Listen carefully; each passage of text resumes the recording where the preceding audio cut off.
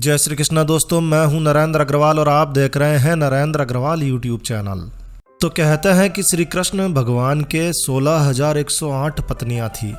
तो ये इतनी सारी शादियां, इतने सारी कन्याओं के साथ श्री कृष्ण भगवान का विवाह कैसे हुआ, ये बहुत ही कम लोग जानते हैं। श्री कृष्ण राधा जी से प्रेम किया करते थे, लेकिन राधा जी के साथ उनका विवाह नहीं हो पाया। लेकिन शास्त्र कहते हैं कि भगवान श्री कृष्ण के 16,108 पत्नियां थी, मगर कैसे? तो आज इस वीडियो में हम आपको यही जानकारी शेयर करने जा रहे हैं, कोशिश कर रहे हैं। आशा है ये जानकारी आपको अच्छी लगेगी।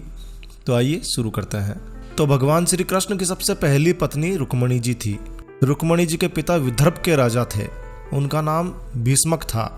रुक्मणी जी मन ही मन श्री कृष्ण को पसंद किया करती थी, लेकिन रुक्मणी जी के भाई उनका विवाह चेदीराज शिशुपाल के साथ करना चाहते थे। लेकिन रुक्मणी जी इस विवाह के लिए तैयार नहीं थी और इसलिए उन्होंने अपने दिल की बात श्री कृष्ण के समक्ष रखी और इसीलिए श्री कृष्ण ने रुक्मणी जी के कहने पर उनका अपहरण किया और उनकी इच्छा पूरी की। एक बार की बात है, सत्राजीत ने श्री कृष्ण पर कई सारे आरोप लगाए, लेकिन वो सारे आरोप झूठे निकले। अपनी मूर्खता पर सत्राजीत को बहुत अधिक शर्मिंदगी हुई और फिर उन्होंने अपनी पुत्री सत्यभामा का विवाह श्री कृष्ण के साथ कर दिया। तो इस प्रकार से श्री कृष्ण का दूसरा विवाह हुआ। श्री कृष्ण भगवान का तीसरा विवाह जामवंत की बेटी जामवंती के साथ हुआ था और श्री कृष्ण का चौथा विवाह राजकुमारी मित्रबिंदा के साथ एक स्वयंवर के दौरान हुआ। इसके बाद कौशल के राजा नग्नजीत के साथ बेलों को कृष्ण ने एक साथ गिरा दिया था। ये देखकर राजा नग्नजीत श्री कृष्ण से बहुत प्रभावित हुए और उन्होंने अपनी बेटी सत्या का विवाह श्री कृष्ण के साथ कर दिया। इसके बाद कैकेयी की राजकुमारी भद्रा के साथ भी उनका विवाह हुआ। श्री कृष्ण का सातवां विवाह भद्र देश की राजकुमारी लक्ष्मणा से हुआ। लक्ष्मणा श्री कृष्ण को मन ही मन चाहती थी, लेकिन उनका परिवार इस विवाह के विरुद्ध था और इसीलिए श्री कृष्ण को लक्ष्मणा का भी अपहरण करना पड़ा। तो ये सब भक्त और भगवान के प्रेम की बात है, लेकिन फिर भी 16,108 रानियां कैसे हुई, तो चलिए इस पर भी बात करते हैं। तो देखिए, जब पांडवों के साथ लाक्षागृह का हादसा हुआ तो श्री कृष्ण उनसे मिलने के लिए इंद्रप्रस्थ पहुंचे।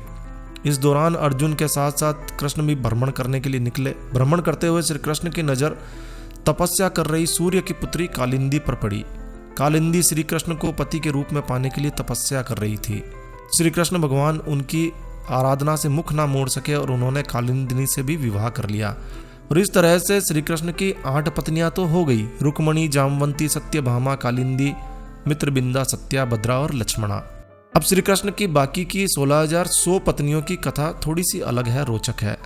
इस कथा के अनुसार एक बार प्राग ज्योतिषपुर के दैत्यराज भौमासुर के अत्याचार से देवतागण काफी परेशान हो गए। देवलोक में त्राही त्राही मचने लगी। देवराज इंद्र ने भगवान श्री कृष्ण से प्रार्थना की कि भौमासुर ने पृथ्वी के कई राजाओं और आम लोगों की खूबसूरत बेटियों का हरण करके उन्हें अपना बंदी बना लिया है और इस संकट से आप ही उन्हें मुक्ति दिला सकते हैं। भौमासुर को श्राप था कि उसकी मृत्यु किसी स्त्री के हाथों से ही होगी और इसीलिए श्री कृष्ण अपनी प्रिय पत्नी सत्यभामा को सारथी बनाकर गरुड़ पर सवार होकर प्राग ज्योतिषपुर पहुंचे। श्री कृष्ण ने सत्यभामा की सहायता से भौमासुर और उसके पुत्रों का वध कर दिया और इस तरह से उन्होंने 16,100 कन्याओं को भौमासुर की कैद से आजाद करवाया। लेकिन इतने समय तक भौमासुर की एक दैत्य की, एक राक्षस की कैद में रहने के कारण उन कन्याओं को कोई भी अपनाने के लिए तैयार नहीं था और सभी श्री कृष्ण की शरण में आ गई। तब सभी कन्याओं के साथ श्री कृष्ण ने विवाह किया और उन्हें अपनी पत्नी के रूप में स्वीकार किया और इस तरह से भगवान श्री कृष्ण के 16,108 रानियां हो गई। तो ये थी भगवान श्री कृष्ण की 16,108 रानियां होने की कहानी।